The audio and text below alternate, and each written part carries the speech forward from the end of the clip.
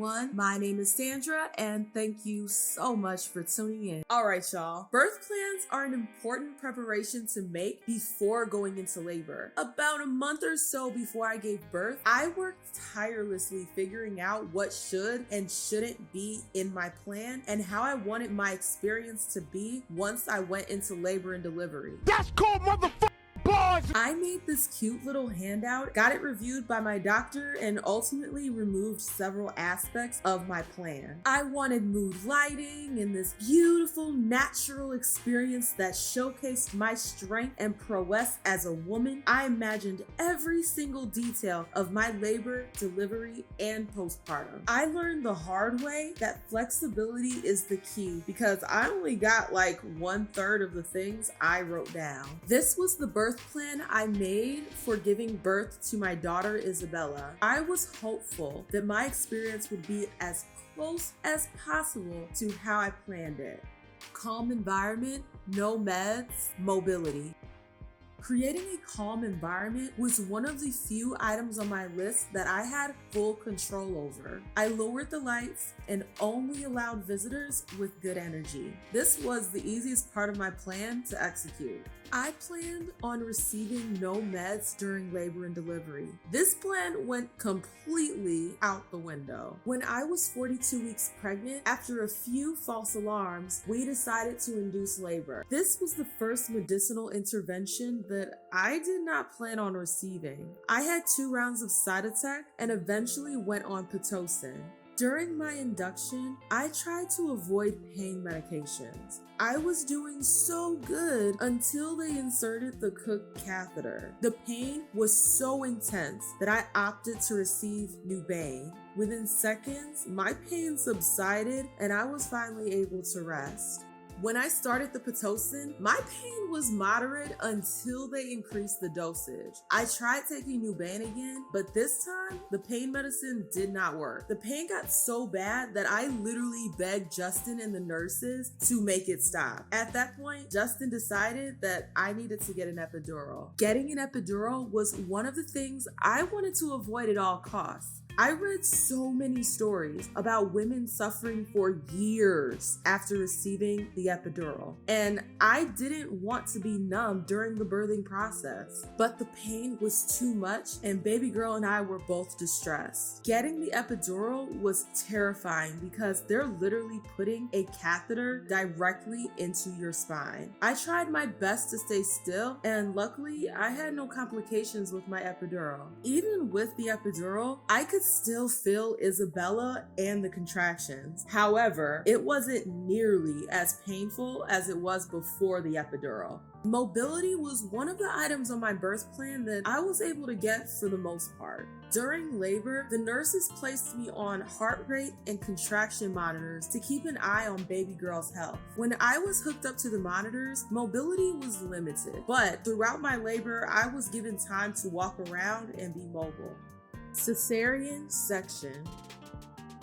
My birth plan centered around the idea of having a vaginal birth. Every decision we made was in the hopes of avoiding a C-section, but my body had other plans. After hours of Pitocin and reaching the limit for how much Pitocin I was allowed to have, it became clear that my contractions were not getting strong enough to dilate my cervix to 10 centimeters. When my doctor said the only option left was a C-section, I felt defeated. I felt robbed of the experience of birthing my daughter. Because my C-section wasn't an emergency operation, the doctors took their time to carefully prepare and make sure I was completely numb. The whole process was terrifying at the time. Even though I couldn't feel the pain of the surgery, I could still feel them pulling at my body. At times, my arms and hands would shake uncontrollably, and I couldn't relax my neck. Justin was there throughout the entire process and tried his best to comfort me, but there really wasn't much he could do. When Bella was born and I heard her cry for the first time, I felt more at peace with having a C-section. I grew anxious waiting for the doctors to close me up so that I could hold my daughter for the first time. Having a C-section was completely out of my control and required required me to be flexible in terms of my birth plan. It did take me a few months to fully come to terms with it, but ultimately, this was the safest option for me and Isabella. Having a birth plan is important, but you have to be willing to accept that things may not go as planned. When things don't go the way you expect them to, try focusing on the end goal, which is a healthy baby.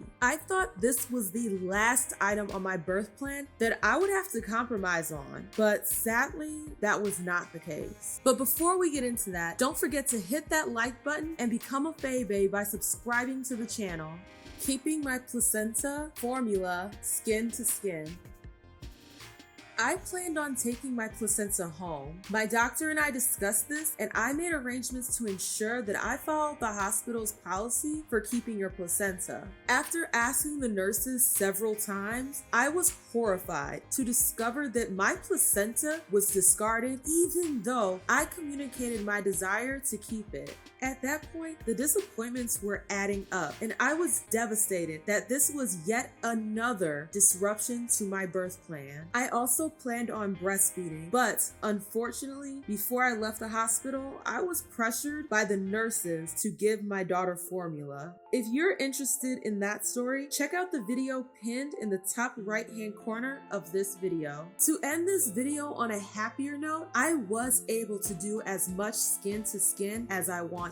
After my doctor stitched me up, I was able to hold Isabella for the first time. Nothing can compare to holding your baby and gazing into those little eyes. It seemed all my anger, sadness, and fear from my birth plan falling through disappeared temporarily as I held Bella in my arms. The ultimate goal of my birth plan was achieved. My daughter was born healthy and happy. It's easy to fixate on how things didn't go your way, and it's okay to grieve over the experience you had while giving birth. But I promise you, over time, those wounds will heal. Take the time to create a birth plan that works for you. But just know that if things don't go your way, that you are a strong woman, and no one can take away the fact that you brought life into this world. Until next time.